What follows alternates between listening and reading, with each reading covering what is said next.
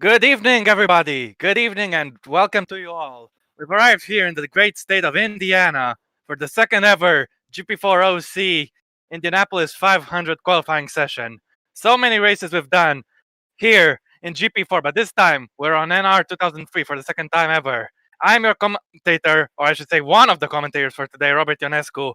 And first up, I am joined by multiple Formula One champion, current Formula E and BTCC host, as well as former top class host, Joseph Willows. Hello, Joe. How are you doing?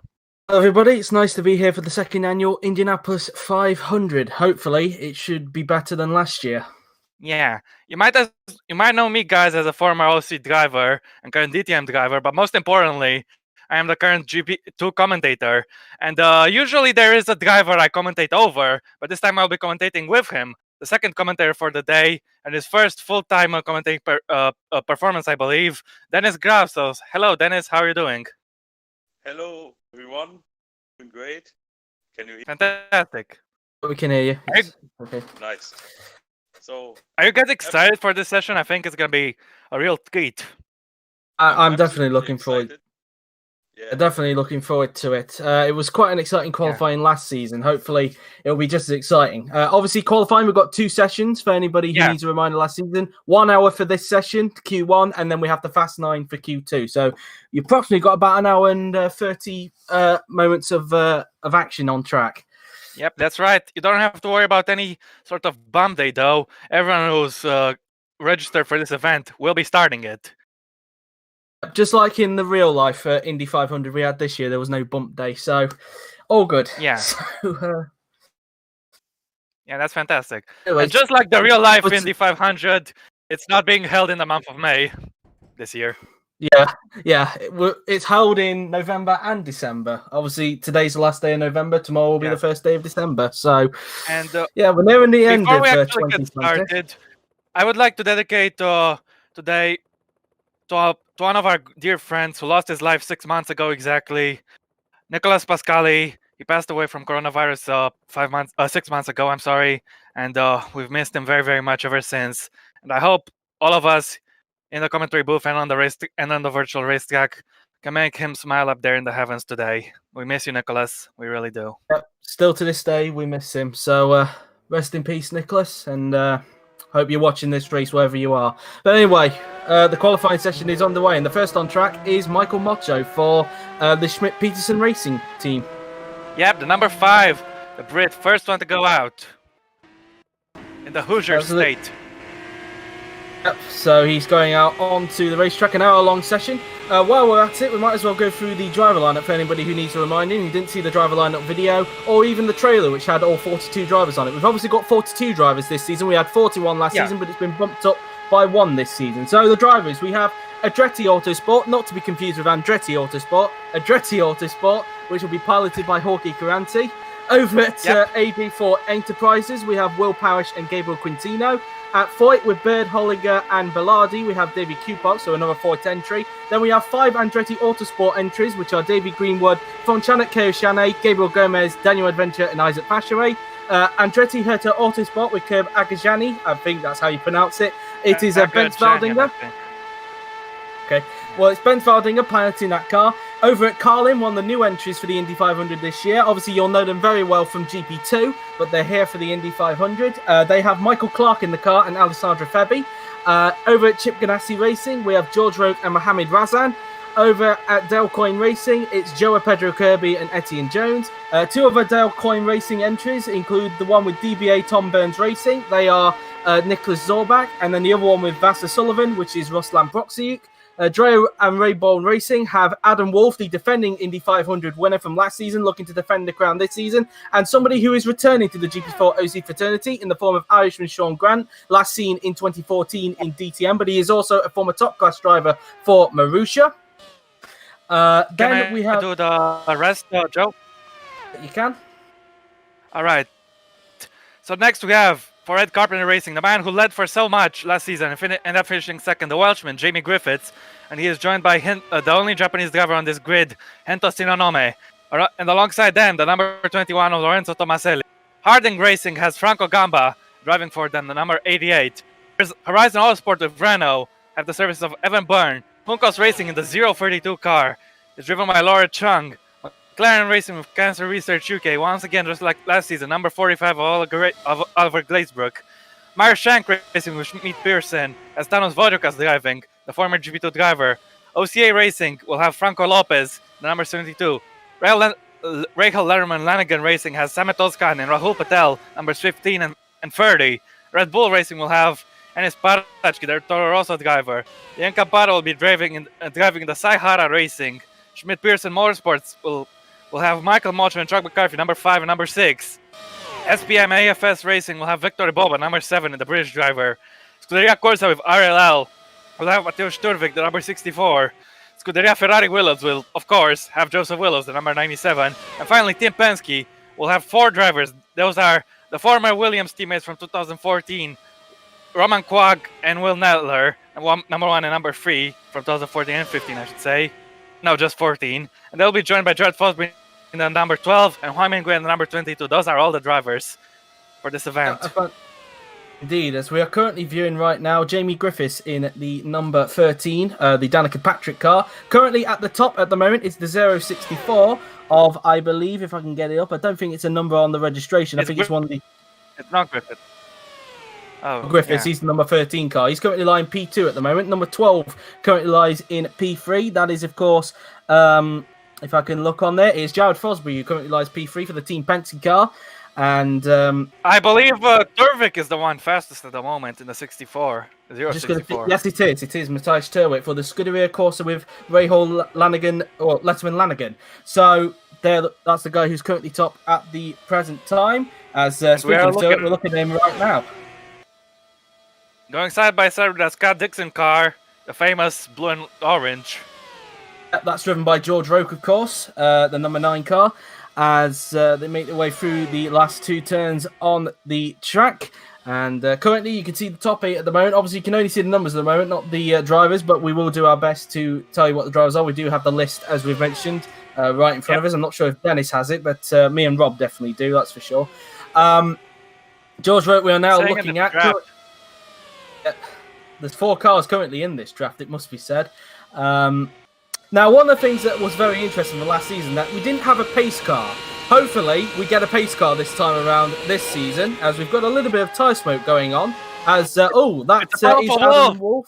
The reigning GP4 C500 champion. Actually went for a spin. Ooh! Yeah, but, he collided. Gabriel Gomez in the Alexander Rossi Napa Auto Parts car. It's collided with him, and that's a big crash. Yep. That's a big one. Massive one for Gabriel Gomez. We were talking about pace cars just a little bit earlier, and then we just had a little crash here in qualifying. Is this an omen for tomorrow's race? Maybe it is, but that's a big contact there. And oh my goodness me. No idea what Gomez was doing there. You could definitely see that Wolf was closing the door going into turn 2 there. I would say that is 100% Gabriel Gomez's fault, but already a collision in qualifying. Yep. We've already had more crashes, and this one is in these 7 minutes of the qualifying session that we had in the entire race last season, I have to say. Absolutely, and but as you said, will it be an omen for tomorrow? We'll have to wait and see. Gomez obviously been going back into the pits, so if you can hear Starbuck is overtaking Quintina at the moment. Out of 2 they go, side by side, and they're approaching some other cars ahead of them. Someone just came out in the pits there. There's a group behind them at the moment. So at the moment, Turek currently at the top. It might be the Cancer Research UK car of Oliver Glazebrook, but I might be wrong. Have to wait and see on that. At the moment, Turek at the top. Then it is number 13, that's Jamie Griffiths in second. Then it is Jared Fosbury in third position. Fourth position is the number 98 of, just looking up, 98, that is Bence Valdinger. Yes, Valdinger. Valdinger in fourth position. Fifth, well, he's now gone down to fifth actually, because the number 22, which is of Juan Mingui, has gone into fourth position at the moment in the Team Penske. So, in fact, we've got another one now. 25. Number 25 has gone up into it's third David position. Greenwood. Greenwood in the Andretti car has gone up into third position as we ride on board with Nicholas Zorbach. But let's not forget, of course, these standings are not final. Even if you're fastest in Q1, doesn't guarantee you'll be starting on pole. You'll make it in the Fast 9, sure, but this session is just to determine the Fast 9.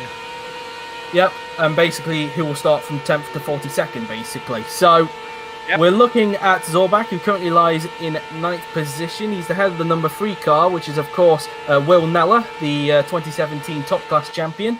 Probably one of the most popular champions we've had in the OC, it must be said.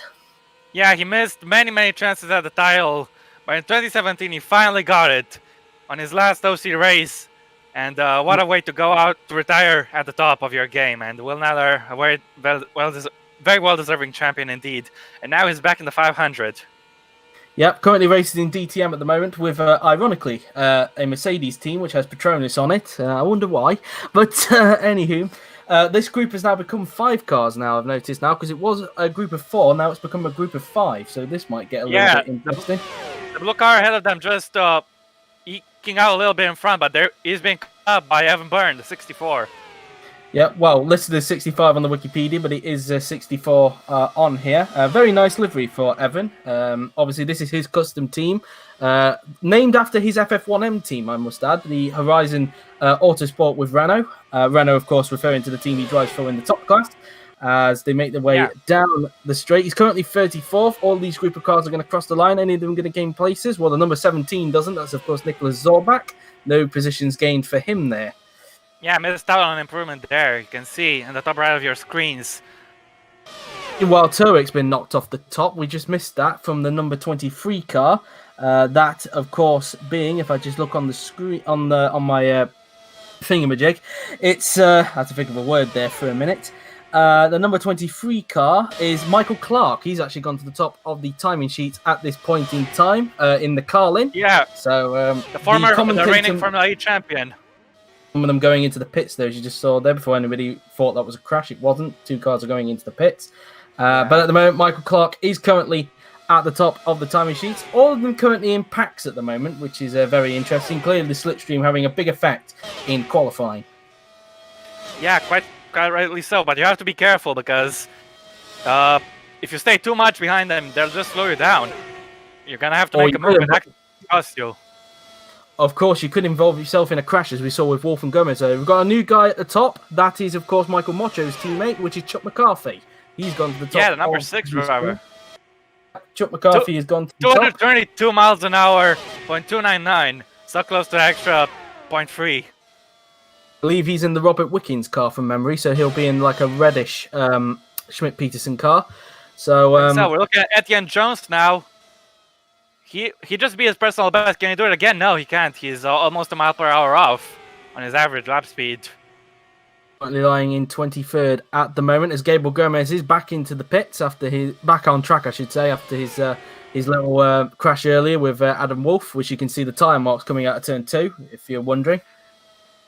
Yeah, those Andretti mechanics sure are fast. Maybe even faster than the real life Red Bull mechanics, I'd have to say. Or maybe they've got spare cars like in Grand Prix 4. I think that's probably the case. Of course, that as well, but, you know. Anyway, we've got this pack of 5 still going on at the moment. Let's see if any of them improve. We're looking at Will Parrish at the moment, who is in the AJ Foyt car. And he doesn't improve. He remains in 12th. Oh, he missed out on that. This is very different to the qualifying style you guys are used to, I have to say. One of the things that is obviously different as well from 2018 to 2017 is the cars, of course. These are the modern-day Indy cars that they are using in this Indianapolis 500. We obviously had the previous gen of IndyCar last season. Yeah. But for this season, we've got the current ones for the 2018 season, as, of course, the mod is based on the 2018 Indy 500. Yep. And not a very eventful 500 itself, but it was won by Will Power. It was nice to watch, but still not the best racing, I'd say. But it was still funny. I mean, entertaining, sorry. Anyway, Campana searching the lap. Yep, as here is the man currently at the top, Chuck McCarthy, currently behind David Greenwood at the minute. As we look at Lean Campana in his custom car. One of the only 2 Americans on the grid alongside Will Parrish. I know Campana is from California, but I don't know which state Parrish is from. Anyway, they may not be from Indiana, but this is both of their home race. And I'll be hoping to do well. As we look at this other group of a pack of cars, and let's see if any of them are... Including Razin and Fabian Quag. As Evan Byrne has But finished. we've got somebody else who's gone to the top now. In fact, two other cars have gone to the top. One of them is 59, which is, of course, Alessandro Febi. He's gone to the top. Gone into second place. And it's Mohammed Razin. Sorry, it's Mohammed. Yes, you are correct there. Not Chuck McCarthy. Yeah, the only Indonesian driver on the grid. Number 21 in third position. That is Lorenzo Tomaselli. So that's your top three at the moment. That's the McLaren car. Obviously, keeping to the same livery and the same charity. Not 100% sure whether Ferrari of Joseph Willows. My car is based on obviously the Ferrari from the top class, but also as well my FF1M team, Willows Racing. I've kind of blended between the two. I've done something similar to what Evan has done. I'm not 100% sure whether Ollie will donate to cancer research again like he did last season, but it wouldn't surprise me if he would. It would be a nice gesture. I have to say, your car, I think, it looks like the 2016 Ferrari, but instead of being white, it's black, so red and black. Well, that wasn't the intention, but I'll take the compliment. We are looking at that was Enis Parachki we were looking at there. It is a Red Bull car. His team is obviously very nice livery, which is quite so. The old style Red Bull livery before they switched to the matte, the very darker blue shade of blue. This one is reminiscent of the early days, the Sebastian Vettel, the David Coulthard, the Mark Webber days, and it's a very nice livery. Meanwhile, Roman Quagg has now gone to the top of the timing sheets. Number one page. He's got another one. And it's crashes for Quagg. Oh, just after going fastest, he's crashed with someone. Was it? It was obviously in this group. We expected this to happen. Is that Razin? Oh, that was absolutely massive one, and they've collected another car. A blue car was hit as well. 3 cars involved, and oh my goodness, this is chaotic. That reminded me of Scott Dixon's crash from 2017, that did, because that did hit the catch fence in. Yeah, very scary indeed. Who was the one that went into the catch fence in? We know it collected Mohammed Razan. Who was the one that went in the catch fence in there? The number 21, that would be Lorenzo. Was Lorenzo Tomaselli then? That would be Tomaselli who's going to the catch fence in. I thought Razin was the one he collided with initially, but no, Razin was taken out as all this crash. There was nothing he could do on this one. Yeah, Razin just got collected. That is a massive accident. That's the second one we've had today. And absolutely no chance to avoid that one. At those speeds, it's impossible. Also collected Protsuk as well, as you can see. Yeah, Ruslan Protsuk, the Russian driver, has been involved in this chaos as well. So it's 4 cars, not just 3. Yeah. So, the commentary is quite delayed according to Flo, so something like that. But I don't think there's really much we can do about that, I'm afraid. But unfortunately, anyway, this has been a massive crash, and yeah. So we'll have one more look at it if we can. So in a way, I could say that was a bit of a racing incident. I'm not really sure. To be honest, I don't know there was much steering input going on from Roman Quagg's perspective, which caused that huge crash with Tomaselli. I think Quagg and Tomaselli actually made contact twice. Once before they went all the way to the left towards the grass, and the second time as well. And that's what sent him rolling, the second contact. Yeah. As we're looking at Hento Sinonoma now, and Gabriel Gomez and Michael Clark racing each other. At the end, Jones trying to get some tow, but now trying to move out of the tow. Trying to set a better lap. The man is currently in 31st place. Going around the final 2 turns now then. And so at the moment, despite the crash that he caused, racing incident really, Roman Quagg at the top at the moment. Let's go move her. I think it's number 3. Went to 5th place. Number 3, that will be, that's one of the Team Penske cars. That is, of course, Will Neller, who's gone up into 5th position. So, with the same exact so far, average speed as the 26. Yeah, I wonder if the 26 did that after Will Neller, or whether Neller did that before. If that's the case, then maybe that needs sorting out. Of course, I think that is the Chow China, if I'm not wrong, Feng Chanok Chow China, the Thai driver. Feng Chanok Kayashane, the BCCC driver. Any Thai driver on the grid. We obviously have 2 Thai drivers in total across the whole of GP4. So we obviously have Tulavi now Teranon and of course Feng Chanok Kayashane. Terava is the more well-known. But let's not underestimate Feng Chanok. I'm sure he has a point to prove that he can perform at high levels too, and I'm sure he'll do his best. As we look now at George Roke in the Chip Ganassi car. Yep, Turvik, he led earlier, but he wants to get back to the top. He's in a big gaggle of cars here. Just to clarify, to Flo, no, there's no rain on NR2000V. There is cloud cover though, and there is temperature, so that can affect the track in a way. But no rain on the NR2003, because otherwise, if there was in real life, it would postpone a race, because you can't really race cars on ovals. It'd be a bit too dangerous. Yeah, I saw a video of like a few months ago of a very wet oval track, and the recovery vehicles, they couldn't even climb up the slopes, the banking, because of just how wet it was. So yeah, it's just not safe at all to race in these conditions in the wet. Yeah, it's a good job they don't, really, because I think we would see some massive accidents in the wet conditions. I don't think there's even a wet tyre that's safe enough for an oval, which is why the only time you'll see a wet race in IndyCar is if they're on a road course. That's for sure. Meantime, such as the one in Birmingham, Alabama. Joseph Willows has gone up into third position in the Scuderia Ferrari Willows, and the 59 is up as well, I think. In second. No, he was already in second. He was already in second at the time. Oh yeah, not bad. Yeah, so it's only Joseph Willows who's just gone up the field at the present moment. This is still just over 40 minutes ago in this session, so plenty of time for people to get themselves into the top 9, so they have a chance of fighting for the Indy 500 pole position. As you look at Gabriel Quintino, who's at the front of this group of cars. We have one of the that will probably be the 29 or 28. I can't remember what Ryan Hunter-Reay's number is in IndyCar. It's either 28 or 29. I think the 29, because 28 was Alonso's in 2018. So I think, or am I wrong? Or am I wrong? Alonso wasn't in the 500 in 2018. He was in there in 2017. No, but he was in 2017, and I think Hunter-Reay wouldn't have changed his number from one year to the other. So that's why I'm saying. Well, we'll have to find out. I'm trying to remember. It is a 28. It's a 28, so that would be Daniel Adventure. Adventure. It's the current GP Championship leader at the moment, who Evan Byrne has actually been praising quite a lot recently. Who knows? Quite rightly so. He won two of the first 3 races, especially the Spanish race in extremely dominant fashion.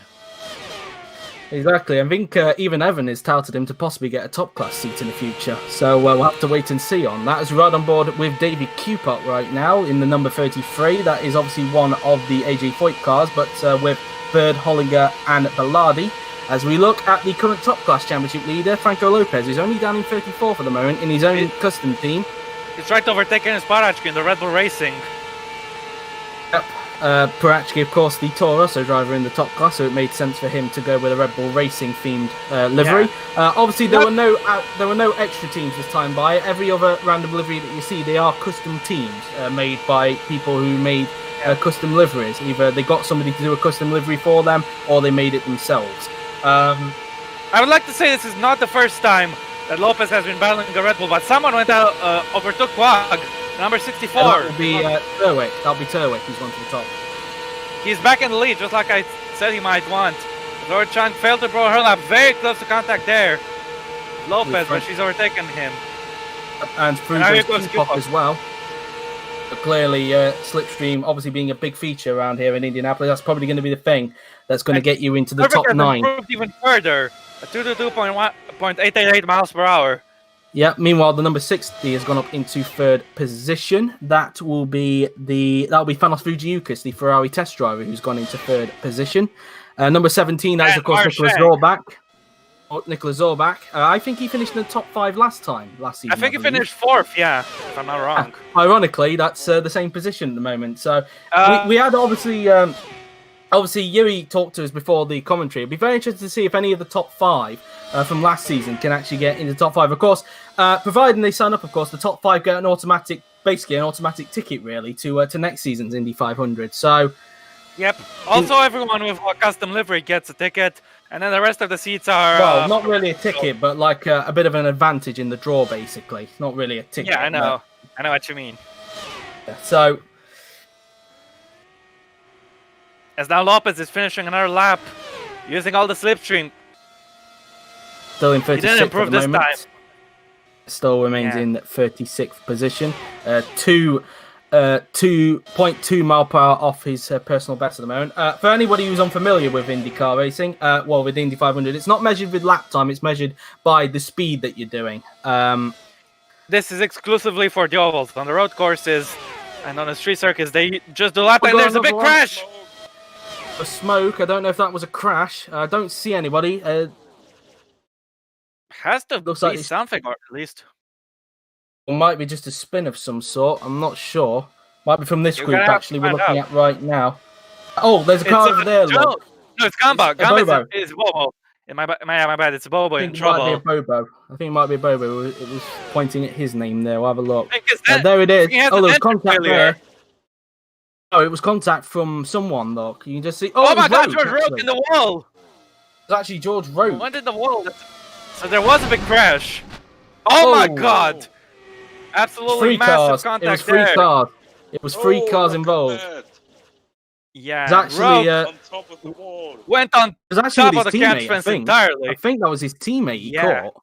Number 10, that will, of course, be Mohammed Razin.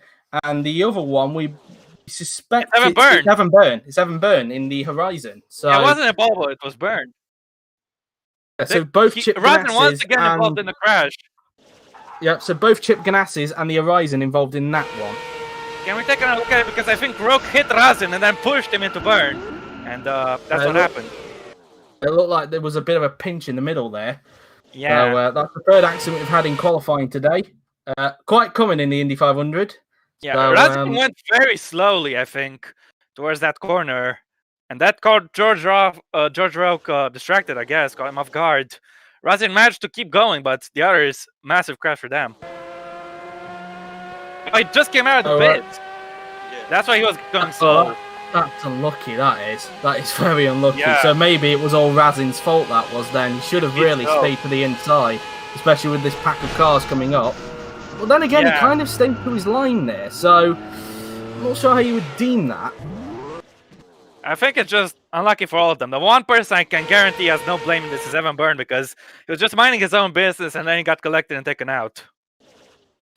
Yeah, so yeah, they are the three that got involved in that one. So we've had 3 separate crashes so far in this qualifying session, and we still have over 37 minutes left of the session. Yeah. Evan Byrne, the 64, not to be confused with the 064 of Mateusz Turvik, who's currently fastest. As we look at Enis Parachki now in another group of cars, and just making his way through there. I think it's the same group he was racing with earlier, Lopez and Chang and the others. Well, meanwhile, Oliver Glazebrook has now gone to the top of the timing sheets, number 45, in the McLaren Racing with Cancer Research UK. So he's gone to the top at the moment. Meantime, Will Neller has gone up into third position ahead of teammate Roman Quark. I have to say, I think Glazebrook finished in the top 5 last season. I think he came 5th, if I'm not wrong. He did. He finished third. Third. I think he finished on the podium. Which in turn meant he donated £10 to Cancer Research UK. I think he set himself a target of certain places which had certain money involved in it.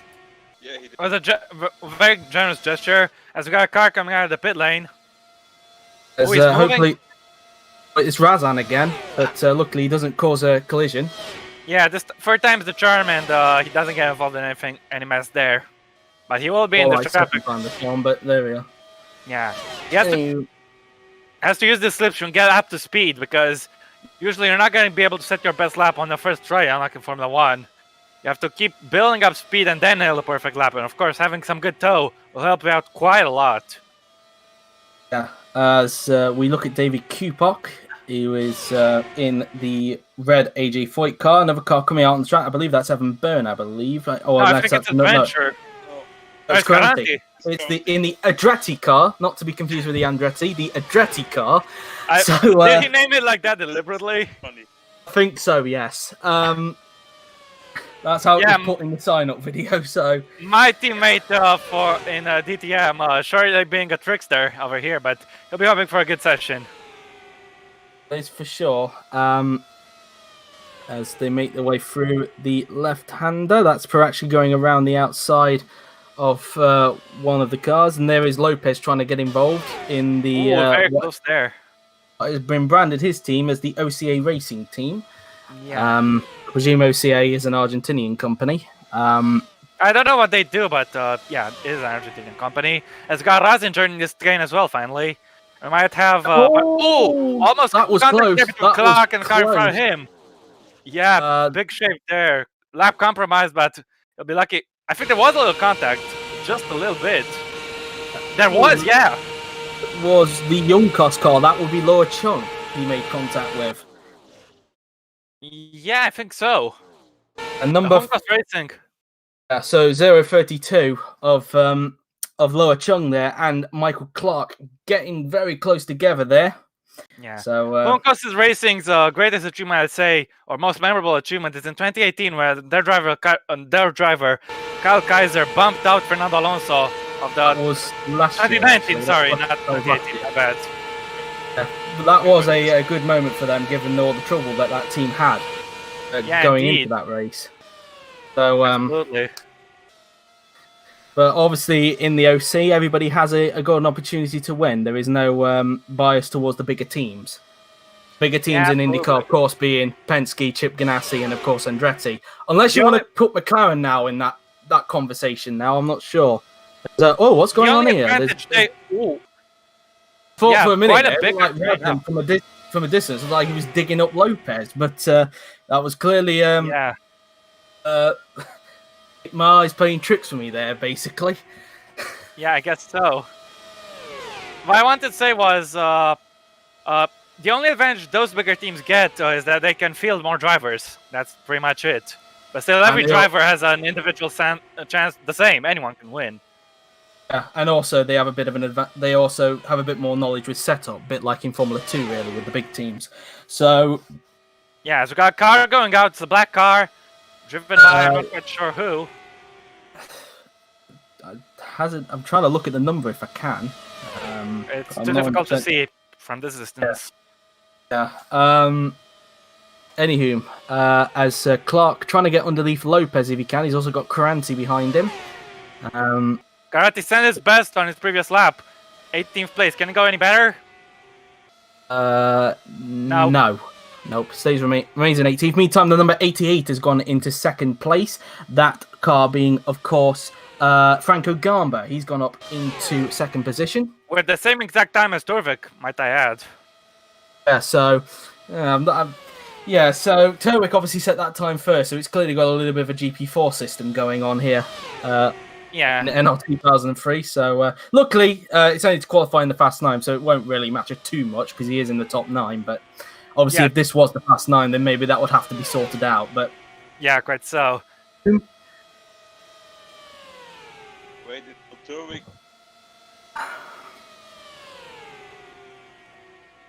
As through the left hand. I think this train is way too big now. It's going to have to break out, otherwise these guys are going to fail to improve. There's a limit how much switching we can get. We could have a crash. As we look at Michael Mocha now, is on the back of one of the AG Foyt cars. Yeah, hoping for no commentator's curse there. As now Mocho, I think he was the first one to ever go out on this qualifying session. Now he'll be hoping to get an improvement. He has some very good slipstream from the AJ Foyt car. That is Will Parrish. He's behind. It's a number 4 car. As we have some movement going on towards the bottom of the top 10 there. I believe it was the number 3 who just improved. That will, of course, be Will Neller. Yep. In fact, I think it might have been number 14, actually, that's just improved there. Who is the number 14? Is Gabriel Quintino in the AG Foyt car. One of the two Brazilians, coincidentally also named Gabriel.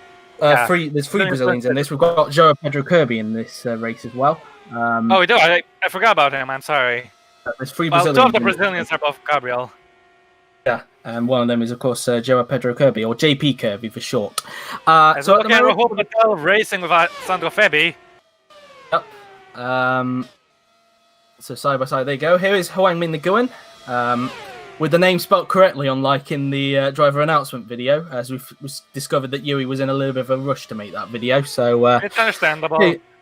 It's understandable why there was a few spelling errors here and there. But anyway, so far at the moment, it's Oliver Glazebrook who tops it at the moment, with Franco Gamba in second position, Matthias Turwick in third.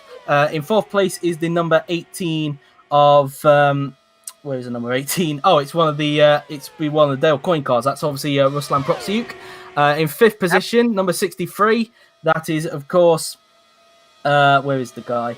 Number 63 is Etienne Jones at the moment. In 6th position, of course, as we established earlier, is Gabriel Quintino. 7th is Will Neller. 8th is the number 60 car of where's the number 60 car? That is Thanos Fujiukas, the Ferrari test driver. 9th is Roman Quag, and rounding out the top 10 is the number 30 of where's the number 30 on this? That is Rahul Patel. Yes, it is Rahul Patel.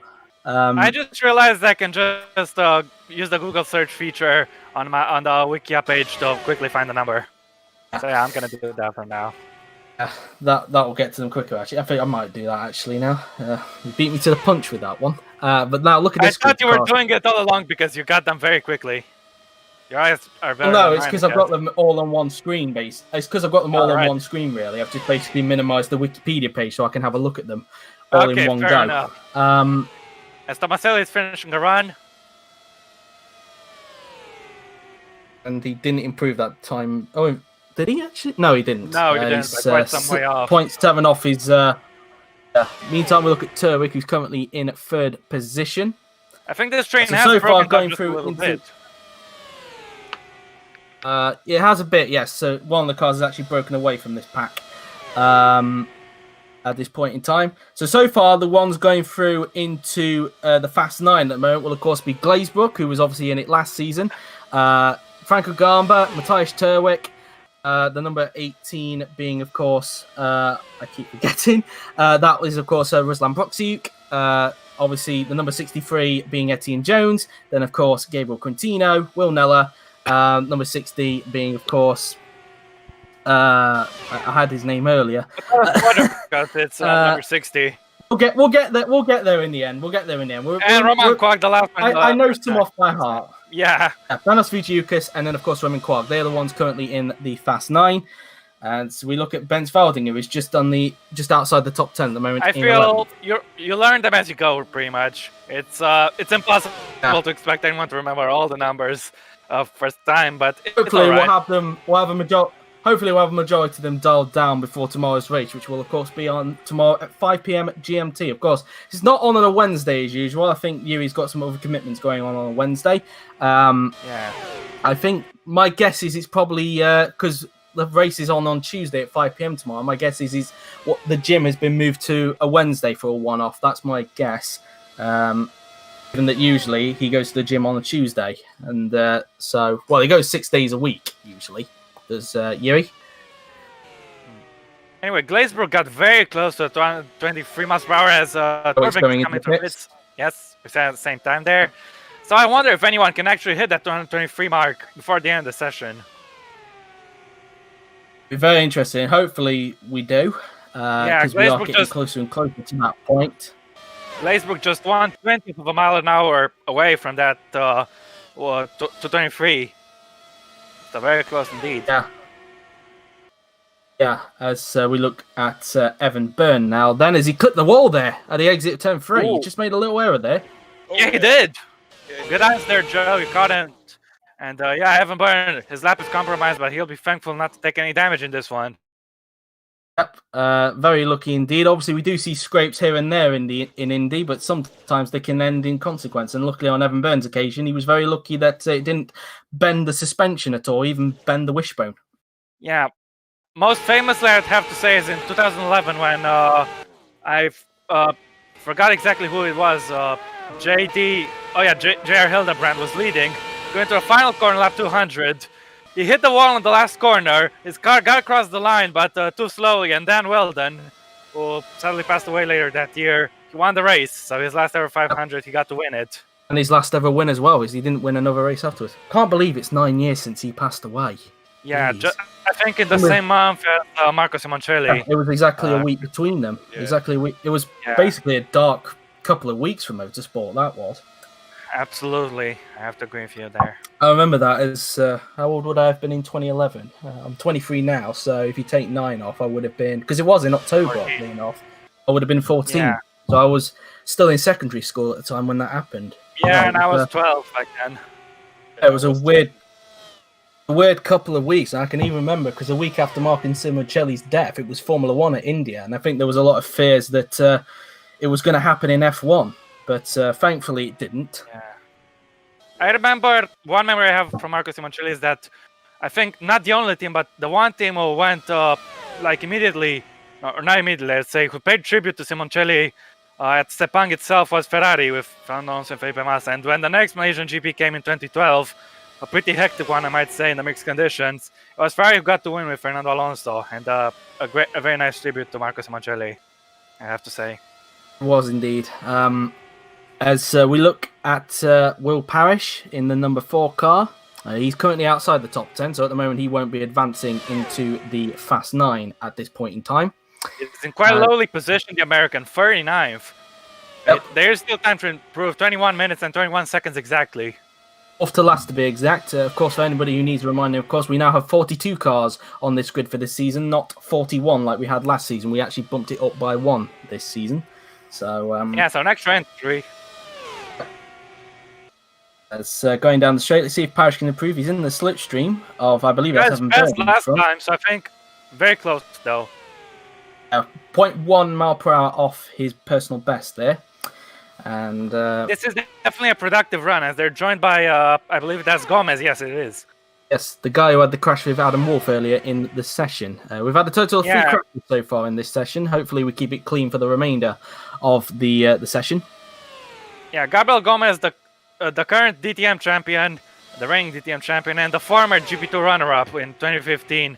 I think it was a very heartbreaking result because he was leading for most of the way, but in the final race of the season in Brazil, which I commentated, he lost the title to Teravena Teran, who came back from like a 19-point deficit in the finale to win it. So yeah, I was also at that commentary box as well, and my reaction to Titkov's retirement was something. That's for sure. Though in 2017 when Parachki took the title. Still, Brazil always produces tearful and also exciting finales depending on your point of view, who you're rooting for. Yeah. Oh, were you talking about another year there? I can't we're talking about when Gabriel Gomez lost the title in 2015. Oh, yeah, 2015, of course. His brother ended up winning it the following year in 2016, which is ironic. Yeah, and a three-way finale as well against Lord Chang and Xavi Perez. To be honest, I am very surprised that Rodrigo Gomez is in the top class right now, because he didn't sign up for the 2017 season, which... if he did, I'm sure he would have gotten a drive. Absolutely. Anyway, whilst we were babbling on, 98 has gone on into 4th position. So the 98 being, of course, where is he? 98, that's Ben 98 is Ben Valliger, yes. He's gone up into 4th position at the moment. Yep, he has. Still, no one's matching Glazebrook just yet. He has bumped Roman Quagga outside the Fast 9 now, so he's now down into 10th position. Yeah, the Frenchman will be hoping to get back in there. Yep. As look at Jamie Griffiths in the Danica Patrick car. Also, everyone in the chat, hello guys, I hope you're doing okay. Let us know how you're doing and stuff. If you have any questions you'd like to ask us, just let us know. You can ask us anything you want because it's a long session, so we're going to be here for a while. But yeah. Just under 19 minutes to go, so plenty of time to get some questions in as well. I'm not sure how long the Fast 9 quali is. I presume it's like half an hour, my guess. Anyway, I would presume it's shorter than this session. That's my theory. Absolutely. Yes. Because I'm pretty sure who just did the pit lane and is being overtaken now. I can't see the number for sure. I think there was a free at the end of it. It's a Wix car. It's a Wix car, that's for sure. Yeah, he's just getting himself up to speed. It's Adam Wolf, last season's winner. Yeah. Looking to defend the crown this season if he can. Mr. Wolf. He won from 35th on grid. Now he's gone up to 5th, I think. No. Or did he? No, I think I messed up there. No. He didn't go up to 5th. It's just he's number 24. He's number 24 we're looking for. Yeah. So, no, he's 34 for the moment. So, not looking good at the moment for the Indy 500 winner last season. But we said, as you said last season, he did start 35th last season, still came through to win. So, it's a very long race. Loads of things can happen. And I hate to nab a Formula 1 coat, but it usually does. Anything can happen. So, yeah. The Grey Murray Walker squad, of course. Exactly. Meantime, we've had some movement because Quagga is now outside the top 10. I think it's number 26 is just gone up a place. That is Fonshanek Keoshane, who's gone up into 10th Yeah. place. And I want to say, speaking of Murray Walker, no matter what you guys think, if you're a for or Lewis Hamilton, In fact, sorry, no, somebody has actually beat Oliver Glazebrook to the top. 28. It's, the number 28. That's Lincoln Parner. That's Lincoln Parner who's gone to the top. Yeah, it is. No, it's Daniel Adventure. It's Adventure. It's Daniel, sorry. Adventure, sorry. Yeah. Whoops. I want to say, Yeah. it is Daniel Adventure. So close to 223. Like I said, we all know Lewis Hamilton is going to be getting knighted in the New Year's honors at the end of this year. And some people are for it, some are against it. I'm personally for it because I don't really mind. I think he deserves it. But what I want to say, same here. I think Murray Walker absolutely deserves a knighthood as well. Yeah, I've seen that going around as well. I think even Aidan Millward mentioned it in his video that some people have been calling for Murray Walker, and I think he should as well, to be honest. He's done a lot for, especially in the British side of things, for F1. Member of the BRDC, and one of the best F1 commentator we've had. Unless you live in Germany, you'll obviously say that Jacques, is that his name? Schultz, yeah. You obviously say that he's probably the best. I think they're probably both up there, to be honest. I think one of my favorite commentators of all time is a Romanian commentator from like the 2000s. He passed away, sadly. His name was Michi Alexandrescu, I believe. I don't remember so much from his commentary days, but I think a lot of people loved him. Yeah.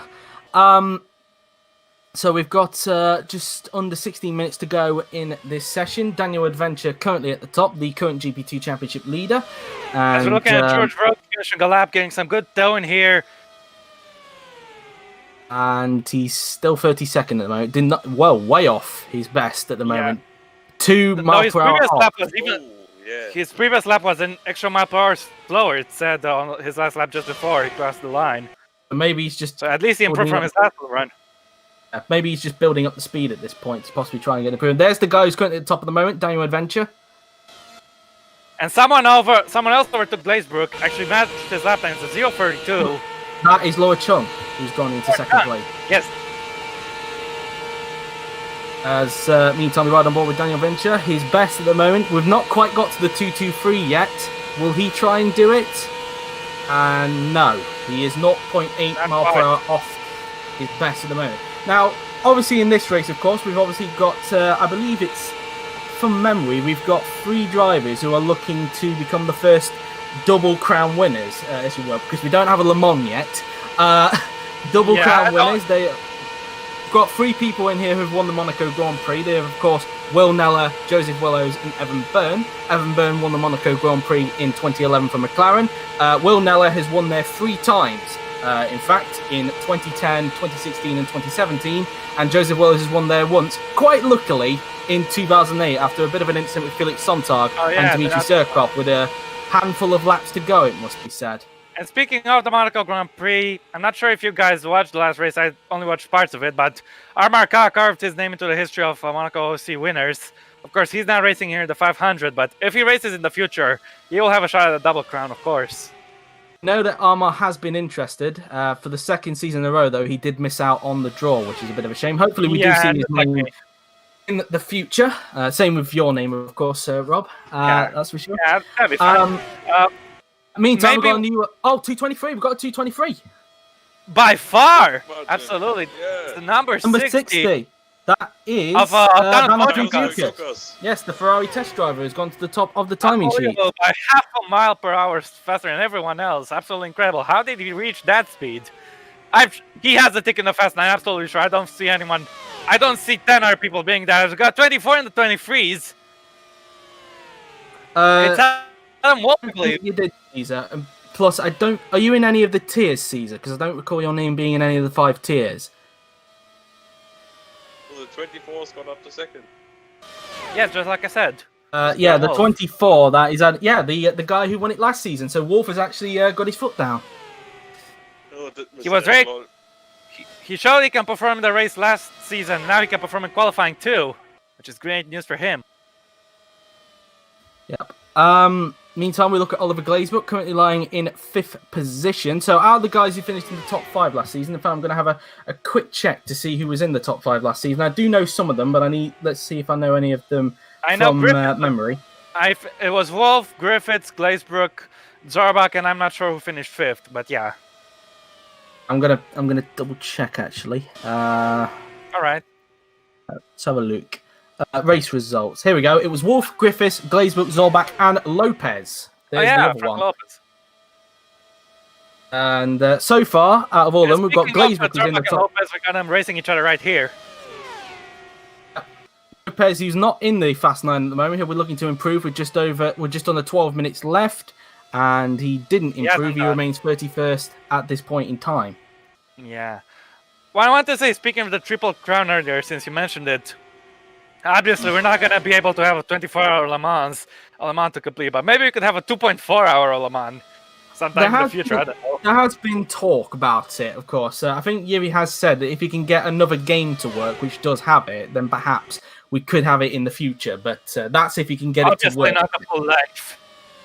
Yeah, obviously not at the length, of course, because we've all got lives, for Christ's sake. Yeah, I can commentate maybe 4 hours at the very most if a 500 takes a long time, but any more than that, I would be dead, I think. So yeah. I think we'd all be. Well, in real life, they have transitional commentators, but I don't think we've got anybody who will be willing to stay up for that long. That's for sure. So, yeah, most of us are based in Europe, so it's quite. That'd be a lot of coffee needed for that, or if you're not a hot drink drinker, then maybe just a pint of Coke. So, not the drug, not the drug. Let me just get that clear. Not the drug. Coca-Cola, of course. A Coca-Cola or Pepsi, if you want to go with that. Yeah. Anyway, Franco Lopez improved on his best lap previously. Now he doesn't. He goes up to 28th. Yeah, he's gone up 3 places so far in this session. And Lord Chunk is in 4th place at the same time as Glazebrook. But no matter what, I think she'll be in the fast line. Look how close she is to Lopez. Lopez side by side with Wolf at the moment, the guy who's currently in 2nd place, last season's winner. And I wonder if Voyokas is in a train with anyone, because I don't understand how he was able to pull such a lap time. No one's gonna be able to beat it. I'm quite certain. I would guess he was probably in a train with someone, so I'm not 100% sure. Here is just another 10 minutes to go, and he did not improve by 2 miles per hour. Yeah, Zorbach out, just a little outside the fast 9. He'll be hoping the remaining minutes to change that. Yeah, that is for sure. And I feel some of these guys will be boxing, maybe get some new tires, try get that perfect lap towards the end. I think I might have accidentally started a debate with soft drinks in the live chat, so... Oh god. I think I might have accidentally started that as Zorbach's coming into the pit. Speaking of bitters, Zorbach is pitting. Here's Ruslan Protsi just outside of the Fast 9. Can he get there? Nope, not at this point in time. Just over 9 minutes left. Yeah, we're looking at Etienne Jones in 11th. Meanwhile, he's close, and Protsiuk in 10th. Remember, Etienne was in the Fast 9 a little bit earlier on in the session. It shows how much drivers have been able to improve in this session. Yeah, I don't even know where Roman Quag is anymore, because he was leading for a good portion, and now he's nowhere to be seen. The number 1, he's in 16th. Yeah, he's dropped massively in this group for the moment. We look at Lopez. I wouldn't blame it on him. It's just everyone else found so much more pacing, especially Tanis Voyokas. I'm down in 21st, it must be said, or I should say Joseph Willows. I shouldn't be speking in first person. You can talk in first person. It's okay. I do it all the time for myself. I prefer to speak in third person, but I might drop in and out here and there with the first and the third persons. Yeah, but I usually just say my AI or just me, but I'll try to be, if at least in highlights or something, I'll try to be at least a little bit third person-ish, you know. Well, these don't have highlights for sure, because I know. The long-ass race, I think, does the talking anyway, considering there's too much overtaking in the Indy 500 to have highlights congested. Yeah, so, I was just referring when you send me those Bahrain highlights after the off-season, during the off-season, you know. Yes, of course, when we celebrated the 5-year anniversary. Yeah, I had to commentate over my own greatest engine failure ever, which hurt a little bit, but I kept professional doing it, so yeah. Yeah, it's always good. As just under 7.5 minutes left. So far, we've got Vanos Fujiokas at the top of the timing sheets at the moment from the number 24 car of, in fact, who is Adam the Wolf. 24? Adam It's Wolf, Adam that Wolf. is. Yes, it is. 28, of And course, Daniel being Daniel Adventure in Adventure. And Laura Chung Chung in 4th. Oliver Glazebrook 5th. Then it is Jamie Griffiths in 6th. Then the number 88, Franco Gamba, in 7th. Then it is in 8th position, the 064. That is not Evan Byrne. He has the normal 64. So, yes, Turwick in 8th. And then in 9th position, in the number 98 car, is the... where is he? The number 98 is Ben Valdinga. I keep forgetting it is Valdinga. And the car as Zorbac's going back out onto the track with just under just over 6.5 minutes left. George Roque is also on track racing with Alessandro Febbi. Neither of them anywhere near the top 20, let alone the fast 9, but they'll be hoping to change that. That's all about Facebook now. It's a good that was going to finish his lap. Yep. And he doesn't improve, but maybe because I wonder if he's only just come back out onto the track. That's what I want to know. Perhaps. Might be. We'll have to wait and see. Because he is in the slipstream with someone, so you would expect him to be in the 220s at least. He was in the slipstream with someone. Yeah, Patel and Glazebrook, the two Brits, will be hoping to help each other out. And they're not in the same team, but at least same country, so maybe that... Then again, we have a lot of British drivers, so who knows. Anyway, Laura Chung didn't improve on this lap, but I think she's going to be fine. I don't think enough people can beat her in the remaining minutes to knock her out of the fast 9. I'm just going to count how many in total of British drivers we have in this. I'm going to count Michael Clark. I know he's registered as English in this, but that is in Britain. So we've got Greenwood, we've got Fasheray, we've got Clark, we've got Roque, we've got Jones, we've got Wolf, we've got Glazebrook, we've got Patel, we've got Mocho, Ibobo, myself, Nella, and Fosby. So we've got 13 in total in this race. Did you count Griffiths? Because he races with the Welsh flag. Yes. So, I forgot Griffiths. 14 now. So we've got Jamie Griffiths as well. Sorry, Jamie. Yeah, Griffiths and Ibobo. You said Clark races with the English flag, but Griffiths and Ibobo.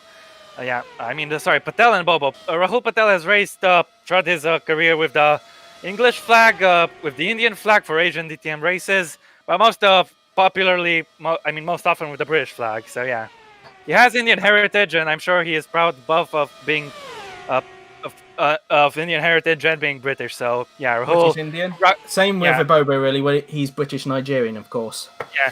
Either way, both of them very proud of all their heritage, all sources. So it's really good. As we got some smoke there. Was that? Was it from? Was it? I think it was Synonym. Was it Synonym? No, I don't think. No, it was. No, it wasn't. It was someone else. I've just realised as well that Yuri has actually spelt Synonyme's last name wrong. He spelt it as Cinnamon. Synonome, I think. I don't think he'll be too mad about that. But, it's Garanti! Rolls over a lot. Jorge Garanti. This is a massive crash. Oh my goodness. Debris all over the track. And he got collected. Another car collected another one himself. Two cars he collected there. Oh my goodness. Yeah, that's a big one. I think one of them is I think it's the red Schmidt car, so that will be Chuck McCarthy, I believe. And now he collided with, I think that's an adventure, the Hunter Ray car. Oh, the AJ Foyt car, they collected him. Yeah, pushed him, and Adventure and Garanti, they weren't to blame for this, and especially Adventure got lightly with it, but Garanti, oh my goodness, this is a massive crash. That was Gabriel Quintino that Daniel Adventure clipped there. It was a number 14 car, so... Yeah, so many barrel rolls, I have to say.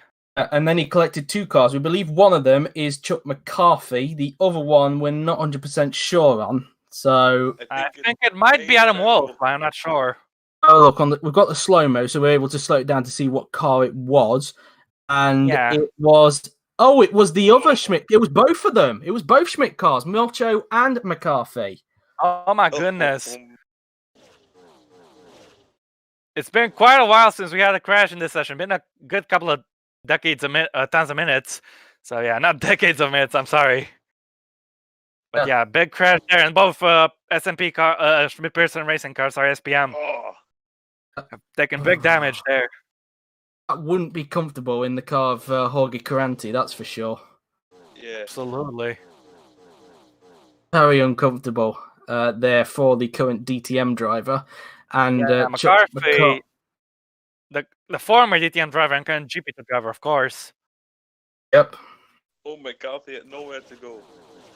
Also, the last person in GP2 history to win on his debut. He won in Bahrain last season, Chuck McCarthy, of course. Aaron Curtis could have repeated that this season, but unfortunately for him, he didn't manage to do it. Anyway, I think we might have to put a barrel roll counter because Currently rolled so many times. I don't think we should anyway, but still. I wonder if he has enough time to get back on track in the spare car. I think people can do their own counts, really. Someone can probably let us know in the live chat. There. Yeah. So you gotta feel bad for these guys. What a massive contact. Yep. With just over 4 minutes left to go as well. So just towards the end of the session, we get this huge crash. And if they don't get back out in time, their hopes of making a fast 9 might end up in smoke. Yeah, that's for sure, because neither of them are they? Neither Caranti or... and neither Macho either. Macho and... Is this another replay we're looking at, or are we back to the live timing? I'm not sure. We're back to live. We only have actually under a minute remaining. I think Caranti might have already just gone into the pits then and repaired the damage. We have just 45 seconds left, actually. Oh my god. So the timer went on while we were watching the replay. Well, that's actually quite a cool feature, actually, of NL 2003, I must say. Full props. I have to say, I didn't think it was a thing, but it is, and it's... These guys are already back out. They're already back out then, as we were looking at the replays. So, yeah, the last feature. Anyway, can start right now. 20 seconds remaining. We're getting close to the end of the session. Last chance to try and get themselves into the Fast 9 if they can. As now we have 10, 9, 8, 7, 6, 5, 3, 2, 1, 0, and that is the checkered flag. Those two just got there just in time, and I believe that was Quag, one of them, and I'm not sure who the other was. That was Kupok in the red car. I presume he just made it in time. We'll have to check on that when the cars come back around. But anyway, Griffiths crosses the line. Very quickly. It's a very short lap, and Griffiths didn't make it. Wolf second. Well, he's sick for the moment. Griffiths is. So I'll have to say, here's Willows. Last chance for him. He remains 20 seconds. So yet again, Willows does not make it into the Fast 9. Patel doesn't make it. No, he doesn't. But Glazebrook stays in the Fast 9. Kampana didn't make it either. And yeah, these guys, I don't think we see any moving. There at the moment. As Fujiukas, of course. Yeah. As Mocho doesn't make it. Nor does a few others as well. Fashere didn't make it. Quintino didn't make it. Parish didn't make it either. Parish misses out. So many people missing out, of course, but that's just the magic of Fast 9. Only the fastest are going to make it. Still in 8th place, so he's so far secured. So is Wolf at the moment. Proxy, can he make it? Across the line he goes. No, he just misses out. And that is the session. That is the session. Yeah. Qualifying practice now we're going to take a look. Let's have a look. Yeah. Who's made it then? We have some very exciting music in the background. Very much so. I think it might be back home again in Indiana or something, but yeah. I think Yuri might have missed the pause button there. So I think that's my guess. So I'm going to check myself, actually, to see who's actually made it into the Fast 9, doing Yuri a bit of a favour there. Boyakas is first. There was not really... I've got it up now, because there was not much change. So it's Fujiukas, Wolf, and then it is Adventure in 3rd position. 4th goes to the 032 of... who was the 032? Of course, that's Laura Chung. She's made it through, as has Oliver Glazebrook, as has Jamie Griffiths, as has Franco Gamba, as has the 064 of Matthias Turwick, and then, of course, the number 98 of Benz Valdinger. Those 9 guys have made it through. Yeah. Yuri missed the result, so hopefully we'll try and get the last ones if we can. In fact, I think we got it here now. Oh no, I it's think simulating he's again, or replaying. what? Yeah, he's replaying the thing. I think it's got a save feature, so he should that's be. great. Yeah, I think You it's got can- a save So feature you can on see it. for yourselves, guys, how the gaps evolved. Remember, Neller was I fast think at there's some something point. wrong. I think there's something wrong. Oh, he's fast forwarding. No, So, I mean, Winnellas and he won 24. I think that's a new practice. Wait a minute. No, I think this is entirely new because they're making it to 23s, so.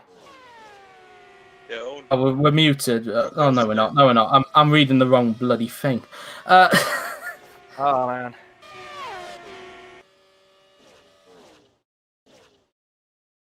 So. Yeah. Try and sort out the rest of it if we can. Yeah. Well, we got the footage, so I'm sure we can start that out for later. But we know we made it to a fast 9, so I think. Yeah. By the way, it's a fast 10. Like need to use replay footage, Yuri says. So I think he's going to try. Hopefully, the grid will be set up with no issues there for tomorrow's race. But at the moment, all that matters is the fast 9 we can deal with. We know the fast 9. That's important. Yeah. But I need to correct it. It's a fast 10. Like last year. No, it was fast 9. It was fast 9 last season. Was it the fast 10? I can't remember. Yeah, it was. No, it was. I'm gonna have a look now. I've got the thing off. It was fast 10 last time. I don't know if it is actually top 10. So if that's the case, then Ruslan Prokshut would get through as well. It was 10. So I think it is top 10. My apologies, not fast 9. So Prokshut has also got through as well. Qualifying's not finished yet, Hento. Yeah, You've got a fast. And again, Hento didn't make it, so I guess he didn't see any point in sticking around. So you can keep watching Hento if you want. I know you didn't make it, but still, we still have we still have half an hour or less left of the Fast 10 excitement. So yeah. So in fact, I'll put the 10 down so for Yuri's sake, so that he knows. So yeah, thank you, number John. 60 was of course Fujiukas. It was of course number 24, which was looking around. Wolf, of course. Wolf. Then it was Adventure. Then it was Chung. If you can hear typing in the background, it's just me being a fast typer as usual. Then it was Glazebrook. Then it was Griffiths. Then it was Franco Gamba. I can just put Gamba down because he's the only one there. And then it was number 0664. That was, of course, Matthias Terwick. And I think then Valdinger. Yes, it was Valdinger and then Prokshut.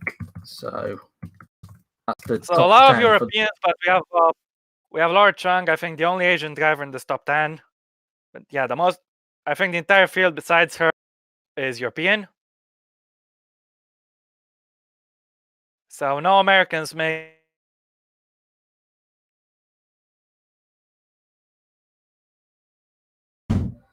Sorry about that. Just had to have a conversation there. Don't worry about it. Yeah.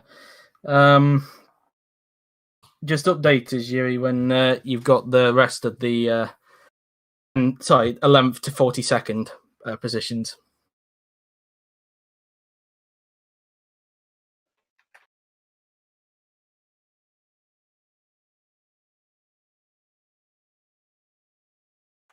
I'm doing a little bit of typing too. But we should get right back at you guys with action very shortly. Yep. I'll do it by numbers, not names, since it'll be quicker. Yeah, that's fine. You can just look up the names later on. Yeah, that's all right. Don't worry. As I'll be taking a bathroom break, I'll be right back, guys.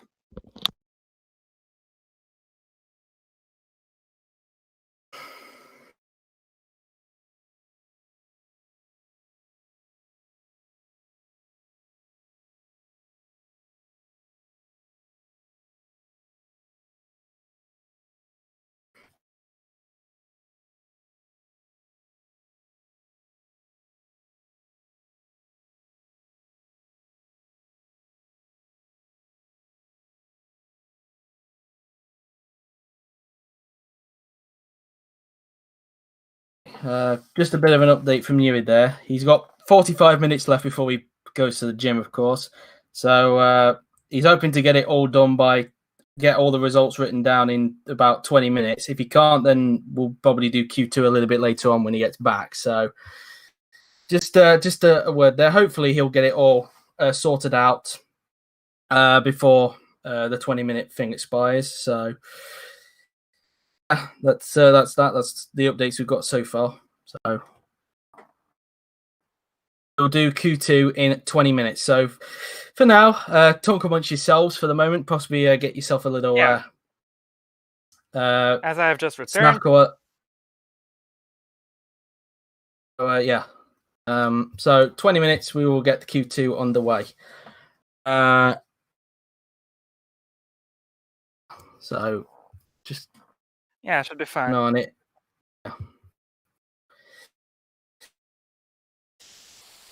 Just press the live button for the moment. So if any of you guys got any questions while we wait for a while, then you can do. We're probably going to be here for a while before Q2 gets underway. So yeah.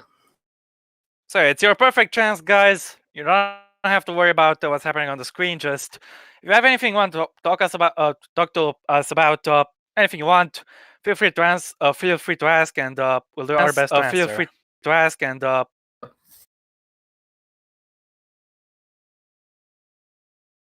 so, guys, my friends in the commentary booth, what did you think of that session? I think it was very chaotic, but quite exciting. It was, a very exciting Q1, it must be said. Obviously, we had the 4 separate crashes as well, including that big one with Jorge Curanti and the 2 Schmidt-Peterson racing cars, of course, being Michael Motter and Chuck McCarthy. But it was a good session. Yeah. We will, Ali. Yes, we will. It's going to start, I think, in under 20 minutes' time. We're just sorting some stuff out before we get underway with Q2. So, yeah. Yep, that's right. Either way, by the time we actually get racing tomorrow here, you should have the entire grid, no issues, so it'll all be okay. Oh, looks like we just got word that Laura Chung has apparently had a car accident today. Oh. She's fine, by the way. She's just a bit sore at the moment. She's not sure if she's got any broken bones, but she is fine. It was on a circuit she did it, so it wasn't a car accident. It was a race accident she had. Wait, what are we talking about? Laura Chung. Oh, I hope she's okay. Yeah, she's fine. She's just a bit in pain. She's in pain. She doesn't know she's got any broken bones, but she's fine. Get well soon, Laura. We're the entire community is rooting for you. So yeah, hope you get well soon, and hope you can enjoy the action today and tomorrow. Anyway, Dennis, what did you think of the qualifying so far? Because Joe replied, but you didn't get to reply. I think he did reply. I think he was a bit quiet. Oh, yeah, it was I see. Very exciting Q1. There were many crashes, but hopefully everyone is fine. Yeah. I think whilst we're away, I think we're all still kind of shook up, speaking of accidents, by the one that happened with Romain Grosjean yesterday. I think we're all still kind of shook up by it, to be honest. Yeah. Absolutely. When I saw the crash happen live on the commentary, the Romanian commentator said, Antal Putica, his name, he said, Doamne, which means, oh my God, in Romanian immediately when he saw that massive fireball. And I felt the exact same. I feared, oh my God, someone might be dead. Oh my God. I thought it was Kvyat at first, but it was Grosjean. And when we all saw him in the medical car, I think the entire world breathed such a gigantic sigh of relief, because this was incredibly scary. And I'm so thankful Romain Grosjean is okay, because, oh my goodness. Yeah. Obviously, as we've heard today as well, he won't be taking part in the next race, the Sakir Grand Prix. Pietro Fittipaldi will be racing in his place on the outer layout. Fittipaldi named back on the grid. Franco Gamba for a while thought that he didn't have a super license. The grandson of former champion Emerson Fittipaldi, of course. Son of Christian Fittipaldi. He used to race in Formula One. And I believe brother of Wilson Fittipaldi, unless I'm wrong. Oh, no, it's he is brothers with a Fittipaldi, but I don't think his name's Wilson. His brother is part of the Ferrari Young Driver program. Either way, our thoughts and prayers are with Romain Grosjean and his family. Enzo Fittipaldi is his brother's name. Oh yeah, Enzo. And get well soon, Romain. I know you don't know about us, but we all support you and we all wish you very well, Romain Grosjean. Hopefully he'll be back for Abu Dhabi, which we presume will probably be his final F1 race, but we'll have to wait and see how his burns are, really. We initially thought he had a cracked rib initially, but it turns out he's got nothing broken, which is a relief. Just some burns on his arms and ankle, I believe. Yeah. So that contact 53G, I think it was, absolutely scary as hell, I have to say. Anyway, we do have some questions. How do you think the DTM title race will play out? Honestly, I don't know at the moment. Obviously, Mocho is leading that championship at the moment, but we know how DTM is usually. Things can change in a heartbeat in that series. We'll just have to wait and see, really, what happens. Since I'm in DTM, I'm going to sound totally biased, but I want to win the championship, of course. I want to get myself back in the top class, but I've had a terrible start of the season so far, but either way, I don't think I'm going to win the championship, but whoever does, I think it's going to be an interesting season. Just like the last race was super crazy, and I think the style fight will go down to the wire, no matter who's in it. What do you think of the Hutter explosion? I believe his pace so far this season in the Red Bull. It's been surprising, I think, because I don't think anybody expected him to do so well to the point where he's actually outpacing Gal this season. He's actually done a very good job, Hutter has. So he's not this quote-unquote pay driver that everybody was calling him last season. So, I mean, unique driver stats aren't actually a thing. So, Hutter and Gal basically just have a random performance each week or so, or basically. But yeah, Joel Hutter performed really well so far, and he's got, I believe, 2 podiums under his belt. But anyway, he's 3 podiums, I believe: Bahrain, Spain, and Monaco. So, right. Not a lot of people no one expected him to be in there, but he's shown good promise, and he's doing good so far. I think good for him. Yep. So I don't know if Joel's doing well or Miklos is just underperforming. Well, might be a mix of both. We don't know. I wonder if Joel himself knows about this, because I think he does. He does comment away from the community for a while.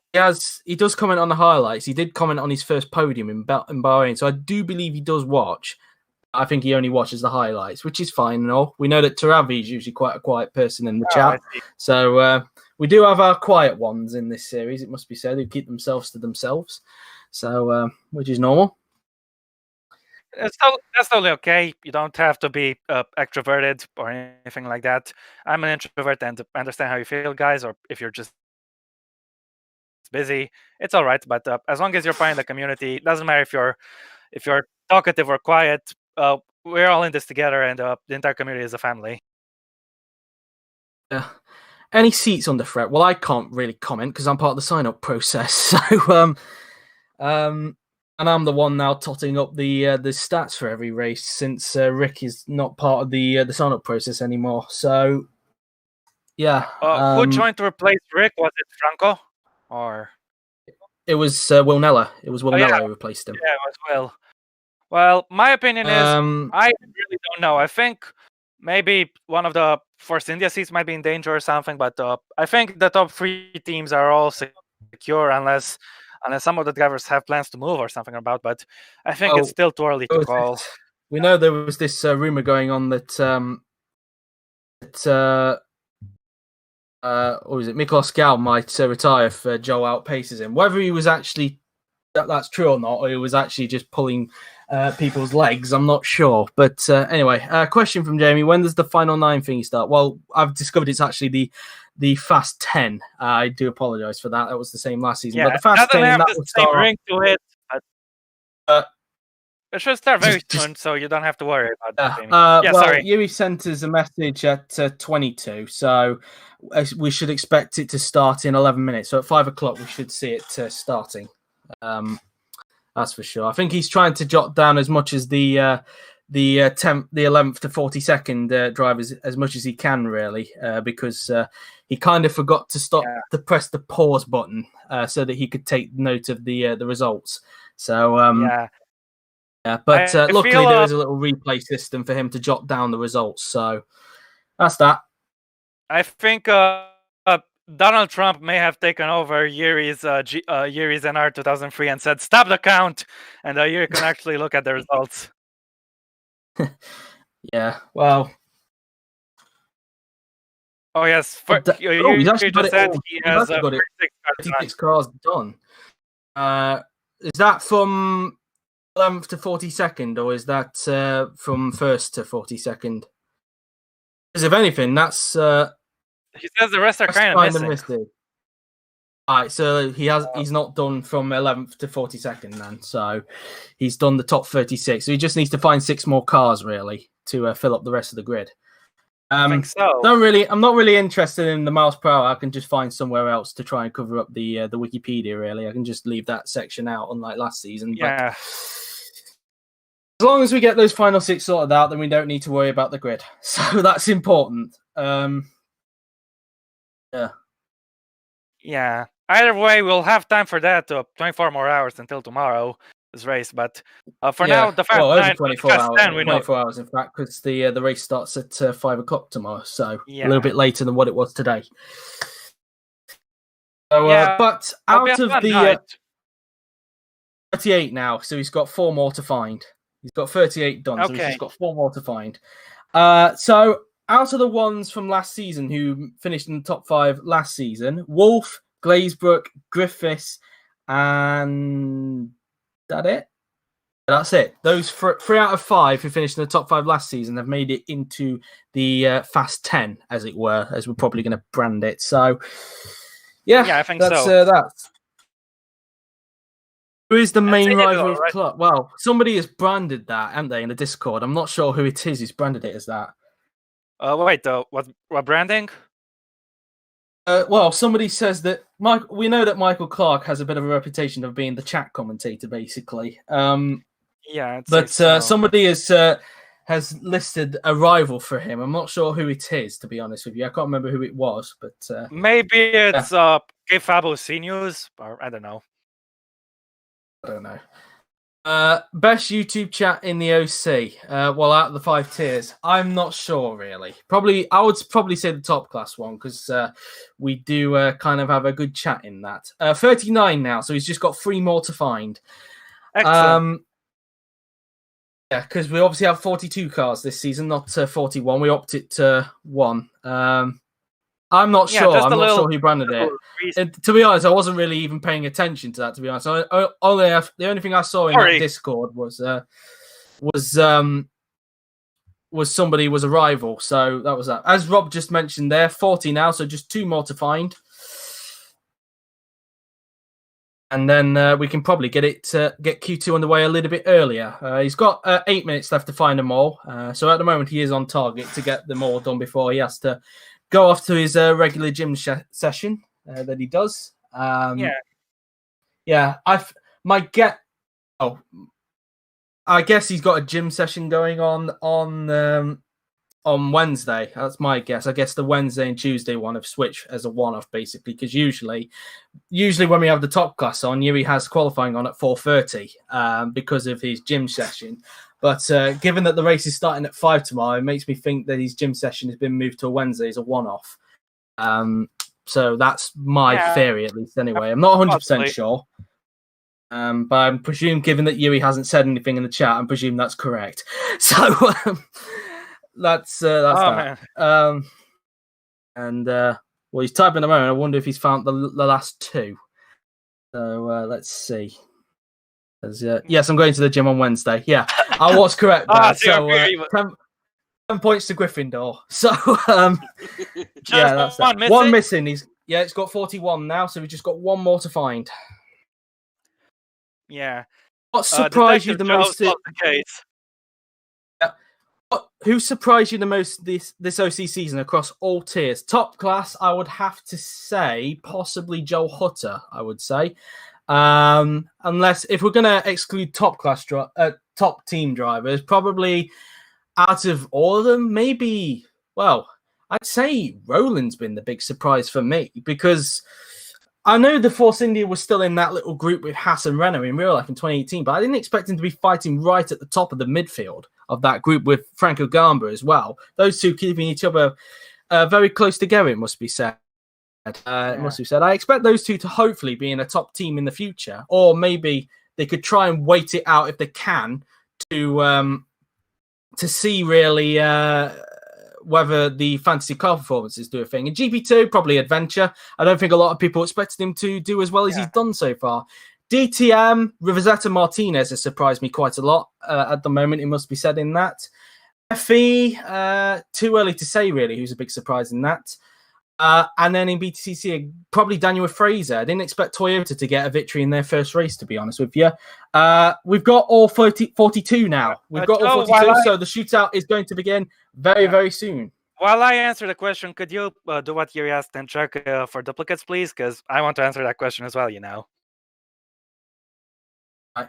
Well, you can answer your surprises so far. Yeah, my surprises at least.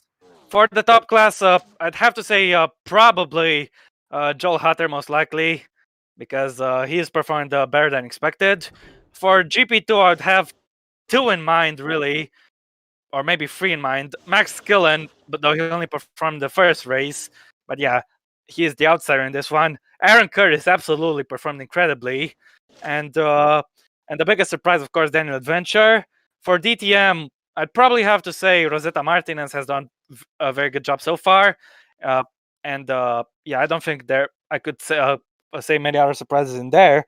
Maybe my lack of points would be a surprise, but I don't know. For Formula E, I really don't know much what happened so far, but I think the races so far have been pretty entertaining. Wouldn't say I have any surprises. Maybe who was this? João Pedro Curbi. Did he getting a penalty in the Macau race, winning a penalty? It was the other guy who caused the incident with him. That was right. Nordberg. That's the one, Norberg. That's the one. Oh, yeah, it was one of the Nissans. It was one of the Nissans. Yeah, my bad then. I don't know everyone in that series, but that was the surprise for me.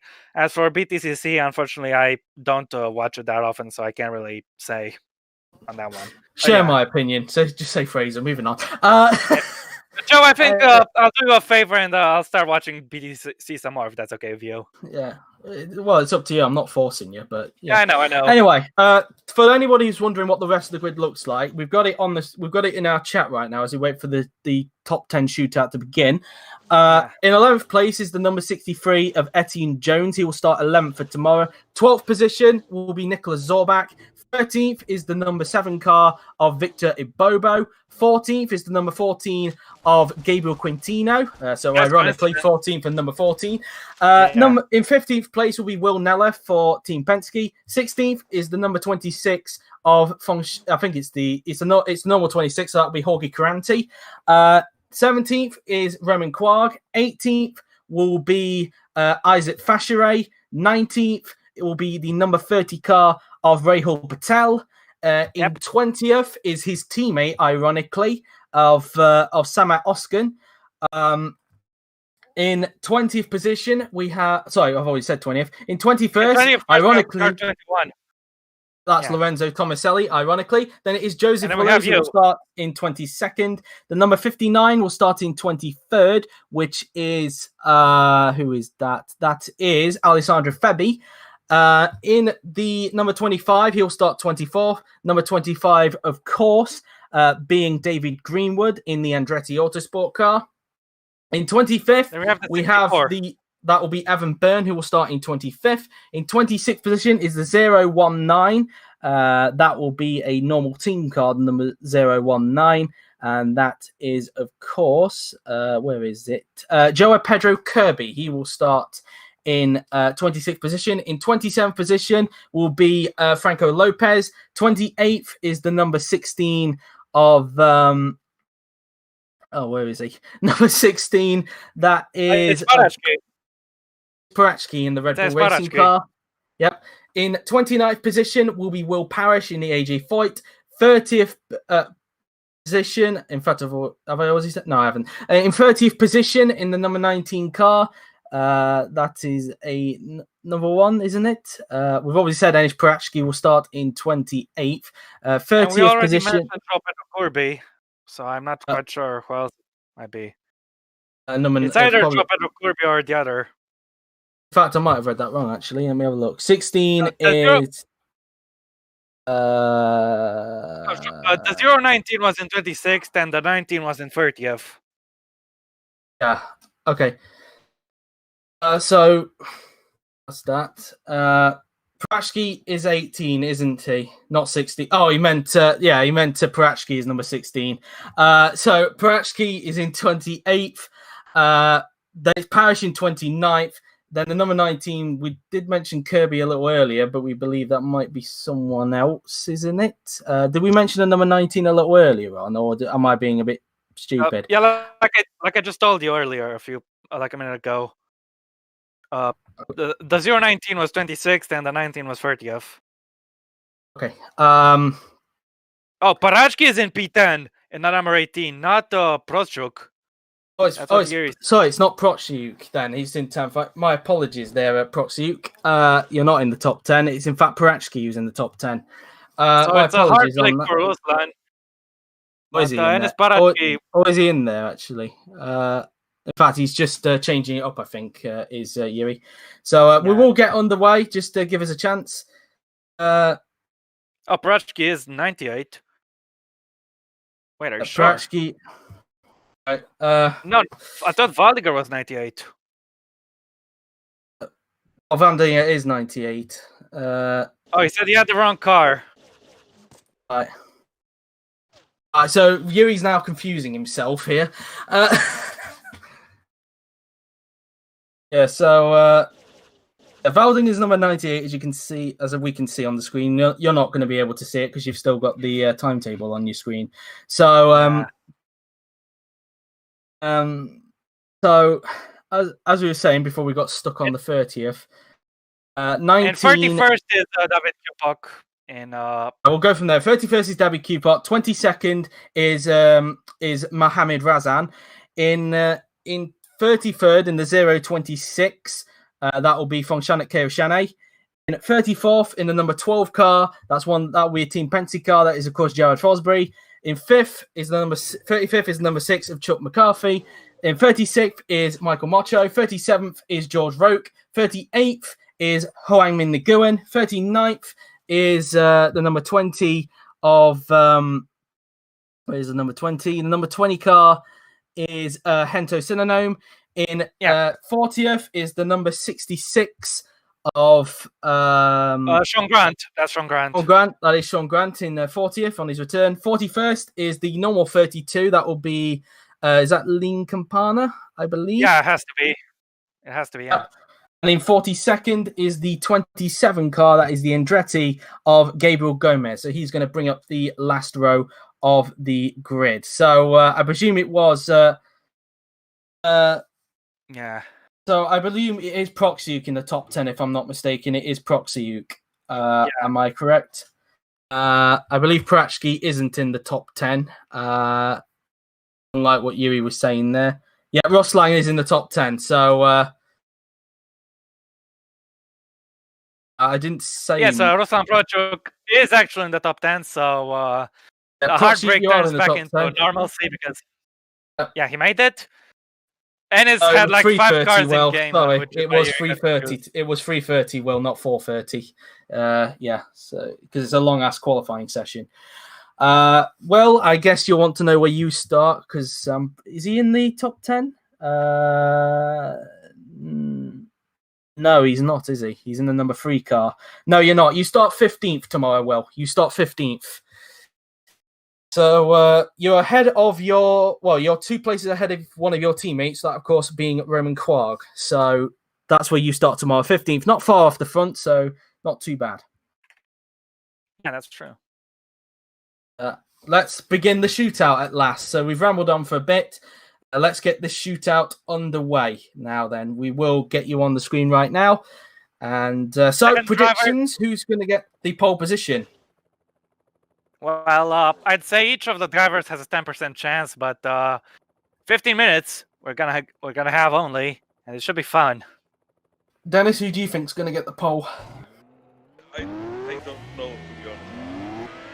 Well, I'll try and be the only one then who tries to go for a shot in the dark. I'm going to go with Oliver Glazebrook as a shot in the dark. My theory is he finished in 5th. James Willows last season, who got the pole last season, I think got 5th in the top 10 in the Q1 last season. So my theory is maybe Glazebrook can get the top spot. I think it'll go different this time, and I believe this is just a shot in the dark, but I think Turvik might be able to get it. The pole position. Just for Will's sake, the guys who are in the top 10 for this session are Thanos Fujiukas, Adam Wolf, Daniel Adventure, Laura Chung, Oliver Glazebrook, Jamie Griffiths, Franco Gamba, Matthias Turwick, Bence Valdinger, and Ruslan Proxiuk. They are the top 10 fighting out for pole position. It is a 15-minute session, for anybody wondering. So only 15 minutes. Got Griffiths in the car behind him, doing the first time lap of the session. There's Bence Valdinger behind him. Yeah. I sadly need to go now. All right. See you later, Dennis. Hopefully we'll see you for the race tomorrow, Dennis. Yeah, of course. See you tomorrow. See you tomorrow. As Valdinger and Griffiths are going side by side with each other. Now there were just 2 of us, Rob, so it's just us 2. Yeah, it is. We're down to 2, but it's still all right. All 3 of us are quality commentators, so even though we lost 1, we still have 2 quality commentators. As Valdinger is finishing the lap, obviously it's going to be faster than Jamie Griffiths since he overtook him. The 23.8. That's incredible from Ben Valdinger. Even though he wasn't in the slipstream for most of that lap, was he? So that's the fastest he we've was had. in the slipstream. He overtook him. He overtook Griffiths, and but only at the beginning. It wasn't for the whole lap. So maybe I would say that Griffiths. Yeah. I would say that Griffiths had more speed. So that is actually the fastest we've had out of the 2 sessions. In fact, no, we've got even quicker now. It's Turvik, 224.7. Unbelievable. It's gone even quicker. Yeah, by almost an entire mile per hour. Insane. Now Valdinger and Griffiths finishing another lap. Let's see if anyone can go back to the top, which they... Griffiths went into 2nd by just so narrowly behind. I think... Did Valdinger just set the same mile per hour there? I think he did. No, I think he just beat his old best. But he's still in 3rd position at the moment. 5 guys still need to do a lap. A couple of them coming out now, including the man who topped the Q1, Thanos Fujiukas. Clearly, these guys found an extra gear. Everyone in this session, because 225 for Titkov. This is insane. 225.7, 4 miles an hour. You mean Turwick? Yeah, Turvik. Sorry, not Titkov. My mistake there. He's not in this, I'm afraid. I know, they're both Slavic, so yeah. As we only got Turvik one was getting Russian some slap trap from his compatriot and Adventure, and now Griffiths in 3rd place. And now 225 is the 32. Yeah. That's Laura Chung who's gone into 2nd place. We do have one Russian though in this session. That's of course Ruslan Proxiuk, a Formula E driver for the Envision Version Racing team. So we have. I'm very happy with the number of Eastern Europeans in this group. It's quite nice, I have to say. Romanians are not Slavic, but they are Eastern Europeans. On his first lap. Glazebrook's going to finish his first lap. Where does he go? He went 3rd. No, he won 2nd. Oh yeah, 3rd. No, sorry, my bad. He went 3rd because it didn't show 1st place there, but still solid lap for Glazebrook. All 10 have now done a lap, a representative lap. And at the moment, we have Turwick at the top, Chung in 2nd, Glazebrook in 3rd, with the number 60 car in 4th position. That, of course, being Thanos Fujiukas, the guy who topped it in Q1. And then in 5th, we have Daniel Adventure. 6th, Jamie Griffiths. 7th is Bence Valdinger. 8th is Ruslan Proxiuk. 9th is Franco Gamba. And in 10th position is the number 24 of sorry. Oh, Adam Wolf, of course. Yeah, of course. Guy who won it last season. Yeah. Now our Chung is finishing her lap. Turvik with I might have jinxed him when I said he might take it now, but Glazebrook's closing on him. Glazebrook's going into 2nd this time. Also getting in front of Chung is the Thanos Fujiukas. Yeah. What I wanted to say earlier was Romanians are not Slavic people, we Romanians, but we consider all Eastern Europeans our brothers pretty much. So I'm glad there are so many Eastern Europeans in this top 10. But yeah, Glazebrook is fishing another lap. What does he do? He didn't improve that time by, I don't think. Nor did Neither did Valdinga. Vallinger. Nope. It's quite a big train. I didn't expect 4 cars trailing each other here. Glazebrook's been overtaken by 2 of them, though. As the 60 went just very, very close behind Turvik. Ujiukas has gone Yeah, that in was Voidok. place. So we're getting The closer man and who closer. topped, the man who topped Q1, now second in Q2. Very, Might be very a bit of close. a stretch. Do you think we could get to the 226s by the end of the session? Bit of a stretch, but It's not impossible. I never thought we'd get into the 225s in the first place, so we could. These guys all found an extra gear because they're going much faster, and we have got an improvement from Voidok as he's on pole position now. 225.8. top of the session. Guy who topped Q1, he's now topping Q2 at the moment. Yeah, so your prediction that P5 and Q1 might get it seems to be wrong for now, but it can still change. Over Gracebook, currently in P4. So he's 1 up on his Q1 position. I actually predicted Glazebrook to get the pole, but Yeah, even that's so, what I said. Ujiukas... He's not currently on pole. Oh, there's a crash!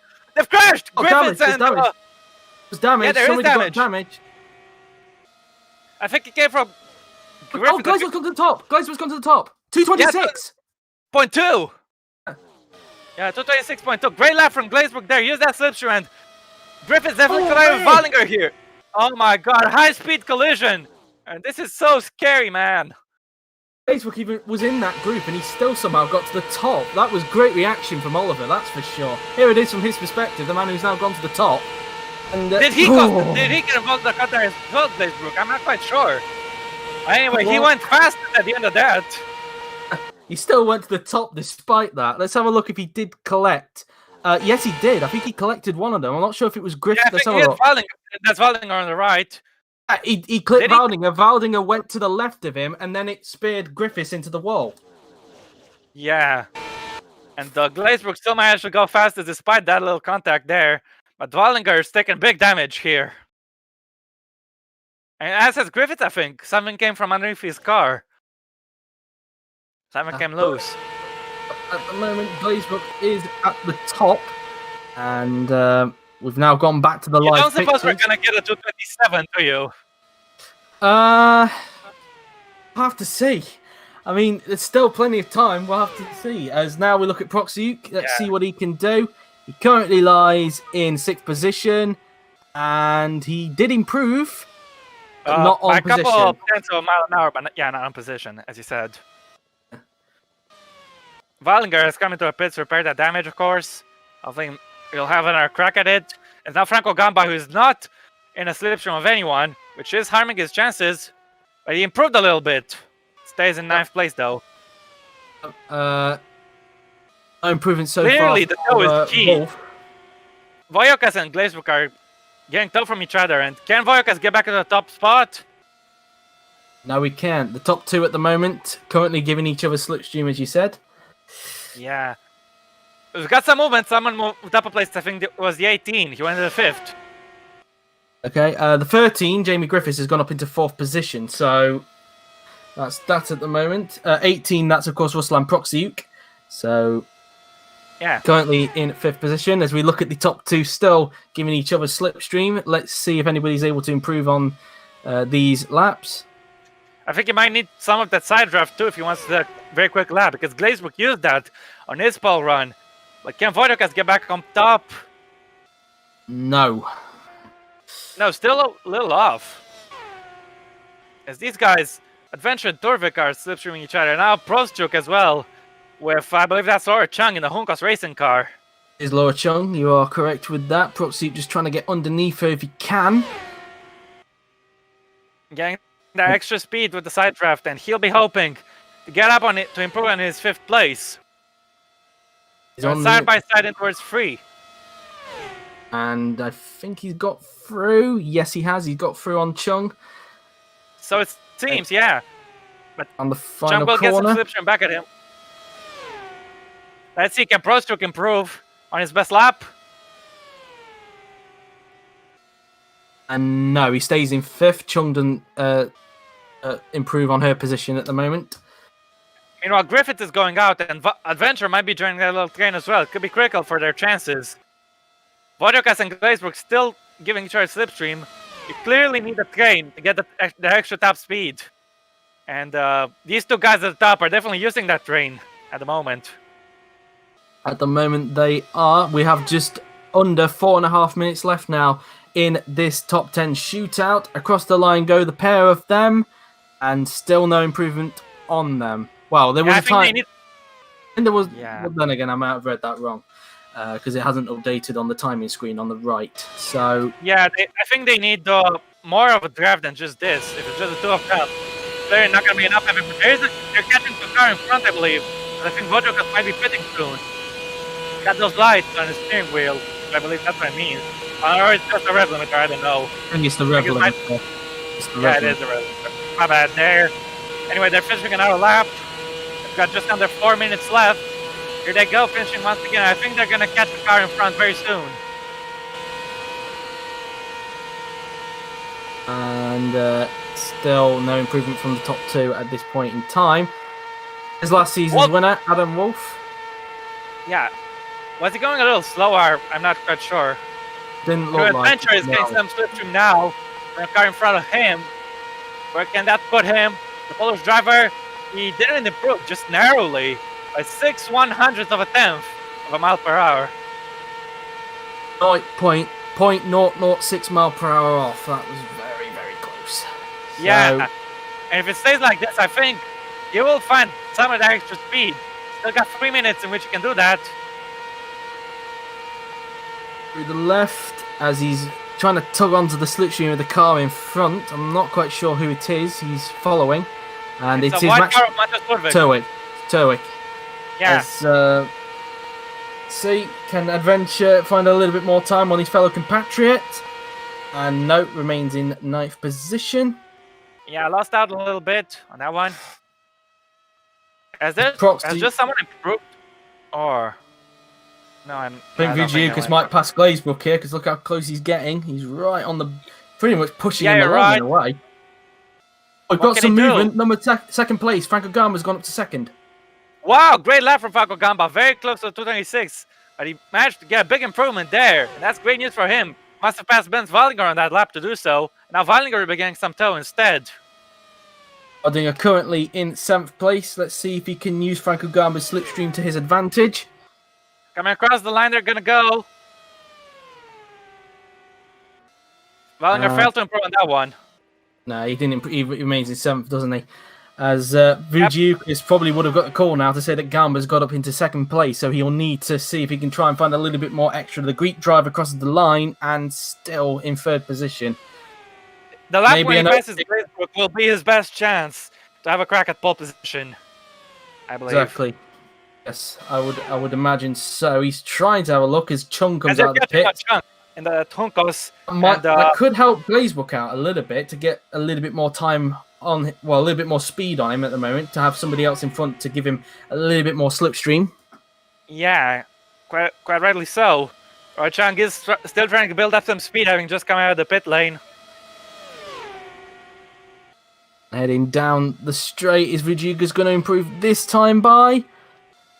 He did on his previous lap, but still not compared to his best. Yeah, but now we're just under a minute left. So that's 2 laps, including this one. 2 laps to try and get himself to the front. Glazebrook now in the slipstream of Chung. Might help him out a little bit to improve on the 226.210. And of course, Chung will be hoping one of them overtakes her on the next lap, so she could have a counterattack on the next one to get an improvement. He's going for it. Yeah, he is. Glazebrook might be able to improve. Maybe Voyokas as well. I'm not quite sure. But here they go. As Fabrizio Romano would say, here we go. And can Glazebrook improve on his pole time? No, he can't. And now can Voyokas. As Voyokas is passing Laura Chung, that will be their last lap. Because we've got 20 seconds to go. Just under 20 seconds. 15 seconds actually now. Yep. 12, 11, 10, 9, 8, 7, 6, 5, 4, 3, 2, 1, 0. And the check flags out. Those two didn't make it. Gama does not get pole position. He just missed out. And a few more seconds left for everybody else to finish their laps. Here we go then. Can he take pole away from Glazebrook? Here we go. I don't think no, so. No, he couldn't. Oliver No, he didn't. Grace is on pole unless Ruslan Prochuk can beat him on this last lap. I think he's the Don't only think one he will. left. No, he doesn't. No. Griffith is left there, but he First. doesn't have any toes, so I don't think he'll be improving. The man in 5th. And these are the top 10 standings. Oliver Glazebrook is on pole position. Confirmation there. Yep. On pole position for the Indy 500. Franco Gamba 2nd. Danos Vojokas is in 3rd place. Mateusz Turvik, my pick for pole position, qualified in 4th. So you got your pick right. Once again, I went fastest in 5th fastest in Q1. Got pole at the end. And that's Oliver Glazebrook in the Cancer Research UK car, sponsored by McLaren, of course. Or I should say McLaren, sponsored by Cancer Research UK. Anyway, Jamie Griffiths is in 5th place. Ruslan Prochuk is in 6th. Ben Zwalinger in 7th. Laura Chung in 8th place. Then Adventure is in 9th. And Adam Wolf, the reigning 500 champion, is in 10th place. And that's the Fast 10 session. It's been a hell of a ride. And I didn't expect Glazebrook to hit that 226, but he absolutely did. Absolutely, I got my prediction right. So I guess if I put that in the bookies, I would probably be a few quid up. But no betting on this.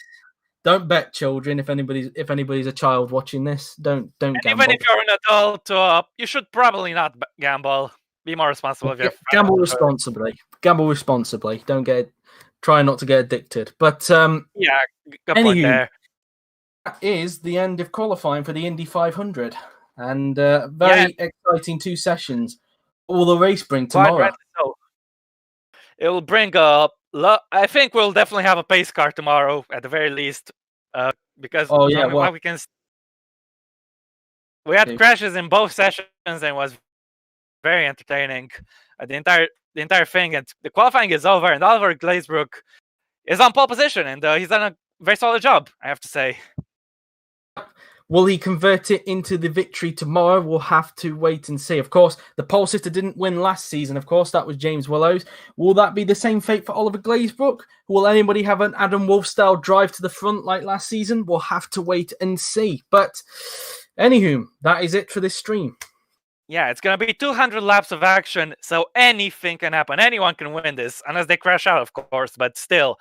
If you make it to the finish, you have a chance to win. Just ask Alexander Rossi in 2016 when he won with a great strategic call. But yeah, until tomorrow, I've been Robert Ionescu.